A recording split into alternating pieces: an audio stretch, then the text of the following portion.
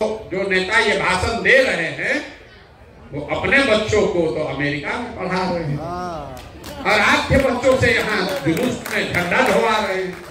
उन नेताओं को आपसे कम हम भी नहीं जानते हैं। मैं भी कहता हूँ और आप सबों को करनी चाहिए, क्योंकि आप एक शिक्षित व्यक्ति हैं, बिहार को बदलने की बात कर रहे हैं, इसका विरोध कहीं से नहीं है। हमने आपको जो फॉलो किया पिछले कुछ दिनों से कठरिया भगवानपुर में आपके स्टेज पर मैं भी था, वहाँ आपने मंदिर की बात की, बच्चों की पढ़ाई की बात की। तो हमारा सवाल ये है कि दिल्ली में अन्ना जी के अनशन से केजरीवाल जी निकले, लोगों ने भरोसा किया, अपने बच्चों के लिए भी उन्होंने आशा लगाया होगा, तो क्या हो गया? आज दिल्ली की क्या स्थिति है? मुझे नहीं लगता है कि दिल्ली के लोगों की स्थिति बहुत पहले से बेहतर हो गई है।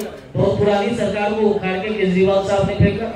बिहार में आप कह रहे हैं हम लोग भरोसा करने के लिए तैयार हैं, हम आपके साथ रहेंगे, लेकिन इसकी क्या गारंटी है कि हमारे बच्चे आपके आने से बेहतर शिक्षा ले पाएंगे, बेहतर रोजगार मिल पाएगा? सर प्लीज एक मिनट, बस एक मिनट सर। दूसरी बात, हमें रोजगार चाहिए, हमारे बच्चों को शिक्षा चाहिए, हर चीज चाहिए। इसकी क्या गारंटी है कि आप के आने से हमारे बच्चों की स्थिति सुधर जाएगी?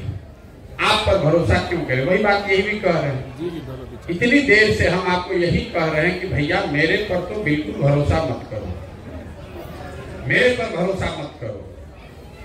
100 बार कहे, आपने कहा कि आपने हमारी सभा सुनी है पहले, तो वहां पर भी मैंने ये नहीं कहा होगा कि हम पर भरोसा करके हमको वोट दे दो, हम आएंगे तो सब ठीक कर देंगे। हम तो आपको बेसिक बात बता रहे हैं, आप वोट किसको दें ये आपका निर्णय है, लेकिन किस बात के लिए दें ये आपको बताया जा रहा है। आप सांस्कृतिक विरासत के लिए देना चाहते हैं, बिल्कुल दें, लेकिन साथ में अपने बच्चों के रोजगार की भी चिंता कर लें।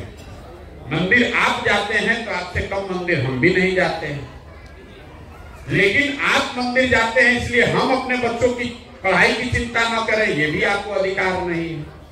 जैसे हमें अधिकार नहीं है कि आप अपनी सांस्कृतिक विरासत और शिक्षा दोनों को क्यों सोच रहे हैं। आप यही कह रहे हैं भाई आप पढ़ाई के बाद क्या कर रहे हैं, हम तो मंदिर पे लेना चाहते हैं। सुन तो लो भाई, आपका सवाल हिंदी में उतना समझ में आ गया। आपका ये निर्णय है कि आप सांस्कृतिक विरासत पर वोट देना चाहते हैं, मान लीजिए, मैं ये नहीं कह रहा आपका निर्णय, मान लीजिए हमारा निर्णय है, तो ये मेरा विचार है, लोकतंत्र है, आपकी स्वतंत्रता है। हमारा विचार है कि भैया सबसे ज्यादा जरूरी है कि तुम अपने और अपने बच्चों की पढ़ाई की पहले चिंता कर लो। अगर आपकी इतनी भी समझ नहीं है कि आप अपना नाम लिख सकें, तो किस सांस्कृतिक विरासत को बचाओगे? किस सांस्कृतिक विरासत में बताया गया है कि अपने बच्चों को अनपढ़ और मजदूर बना दो? ये बता दीजिए। हम जिस सांस्कृतिक विरासत की आप बात कर रहे हैं, इस सांस्कृतिक विरासत में ये बताया गया कि अपने बच्चों को पढ़ाओ नहीं, उनसे जुलूस में उनको घुमाओ, धर्म का रक्षक बनाने के नाम पर उनको मिलिटेंट बना दो। और जिन नेताओं को, जो नेता ये भाषण दे रहे हैं वो अपने बच्चों को तो अमेरिका में पढ़ा रहे हैं और आपके बच्चों से यहाँ जुलूस में झंडा ढोवा रहे हैं।